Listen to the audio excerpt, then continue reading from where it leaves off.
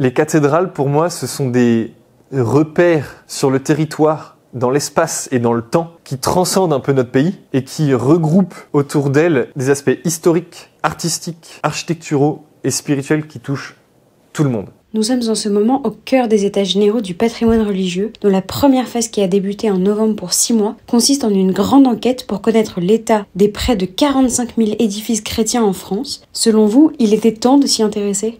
Il était plus que temps de s'y intéresser. D'ailleurs, je suis un peu étonné qu'on s'y soit pas penché avant. Ce qui est certain, c'est que le Sénat avait sonné l'alerte en 2020 avec son rapport en expliquant que le patrimoine religieux était le plus menacé de France. Alors forcément, il y a le phénomène incendie de Notre-Dame de Paris. C'est une bonne nouvelle que la conférence des évêques de France lance ces états généraux-là, parce que je pense qu'il y a du pain sur la planche. Justement, pendant 9 mois, vous avez sillonné la France de cathédrale en cathédrale. Quel est votre constat ? Est-ce vraiment un patrimoine abandonné ? Bien sûr, oui. Je pense à la cathédrale de Reims. Ça fait plusieurs années où son portail principal est mis à l'abri derrière des échafaudages, des trucs comme ça. On a l'impression que c'est en travaux, mais en fait c'est pas en travaux parce qu'ils n'ont pas les moyens d'engager les travaux. Et c'est dommage parce qu'en fait c'est un magnifique portail qui est caché derrière des protections et parce qu'effectivement il menace de s'effriter, de s'effondrer, tout ça. Mais il y en a plein d'autres. Je pense à la cathédrale de Lisieux, d'ailleurs qu'on met dans mon premier documentaire, où en fait le maire de Lisieux et les spécialistes de la cathédrale nous montrent qu'en fait il y a des gros problèmes d'infiltration dans la toiture.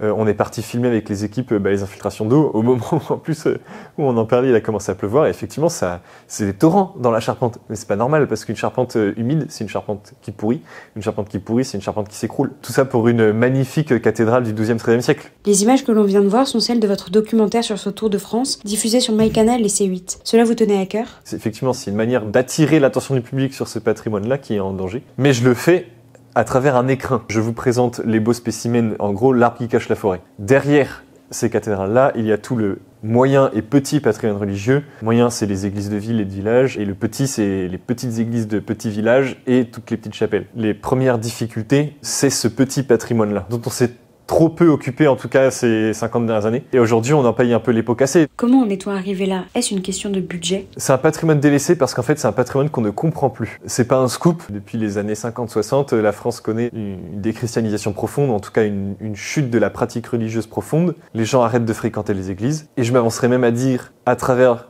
la perte du sens de la spiritualité, ils ont perdu peut-être un certain sens du beau et un certain sens de la transmission de l'art et de l'art sacré. Donc en fait, quand je dis qu'on ne le comprend plus, ce patrimoine-là, ça implique qu'on ne le connaît plus, qu'on ne l'aime plus, et donc qu'on ne s'en occupe plus. En France, on est dans un cas particulier, puisque les édifices religieux appartiennent à l'État, et l'Église en est l'affectataire. C'est un statut juridique particulier à l'Église. La pierre appartient à l'État, l'usage appartient à l'Église. Il y a 90 évêques, 90 évêchés, grosso modo en France, donc il y a 90 cathédrales à la charge de l'État. Mais la France a une histoire très très riche. Et en fait, il y a beaucoup de magnifiques édifices cathédrales qui n'appartiennent plus à l'État puisqu'elles ne sont plus sièges d'un évêché actuellement et qui sont à la charge d'une commune. Le maire de Lisieux me disait qu'en fait, là, ils sont à un coût par habitant de 30 € par an. 30 € par an par habitant, c'est trop peu pour sauver la cathédrale, pour s'en occuper, pour la restaurer. Il faut qu'ils passent à beaucoup plus, sauf qu'ils peuvent pas se permettre, sur le budget d'une commune, de faire plus. Donc ils sont obligés de faire appel à des fonds privés d'une certaine manière. Je pense à mon grand-père,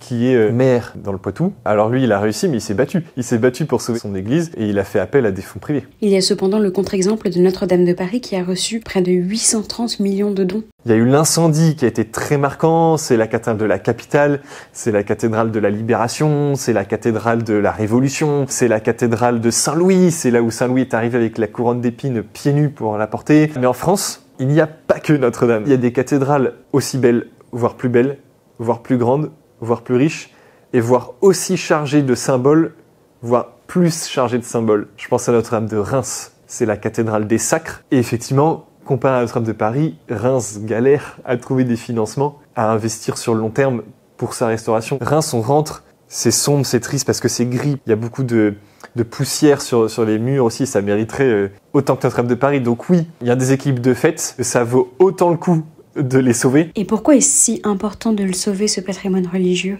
Les cathédrales, pour moi, ce sont des repères sur le territoire, dans l'espace et dans le temps, qui transcendent un peu notre pays et qui regroupent autour d'elles des aspects historiques, artistiques, architecturaux et spirituels qui touchent tout le monde. C'est peut-être notre plus beau patrimoine construit en France. Le monde entier s'accorde à dire que nos cathédrales gothiques sont les plus belles du monde. Il n'y a que l'Italie qui peut rivaliser avec nous. J'irais même jusqu'à dire que les cathédrales sont un peu l'ADN de notre pays. L'image d'Épinal à travers le monde d'un village français, c'est un petit village avec son clocher au centre. L'image d'Épinal d'une grosse ville française, c'est une belle ville avec sa cathédrale au centre. Je me suis rendu compte d'un truc en faisant mon tour de France des cathédrales, c'est que les gens, universellement, quelle que soit leur origine, leur religion, sont touchés par les églises, les cathédrales. J'ai eu des témoignages extraordinaires de personnes qui se disent athées, qui n'ont pas forcément de culture chrétienne, voire même musulmans, et qui me disent « Henri, t'as raison, quand on rentre dans les cathédrales, on est tout de suite touché. » Et je me souviens d'un chef d'entreprise athée qui me disait ça quand il m'a pris un stop. On rentre dans ces monuments-là, on sort du temps. Et ce sont un peu des pierres éternelles. Il a profondément raison. On s'inscrit quand on rentre dans ce genre d'édifice, dans quelque chose qui nous dépasse, qui a souvent plus de 800 ans, offert gratuitement par nos ancêtres les bâtisseurs, qui se sont investis à vie dans ces chantiers-là, qui souvent n'ont pas vu la fin des chantiers.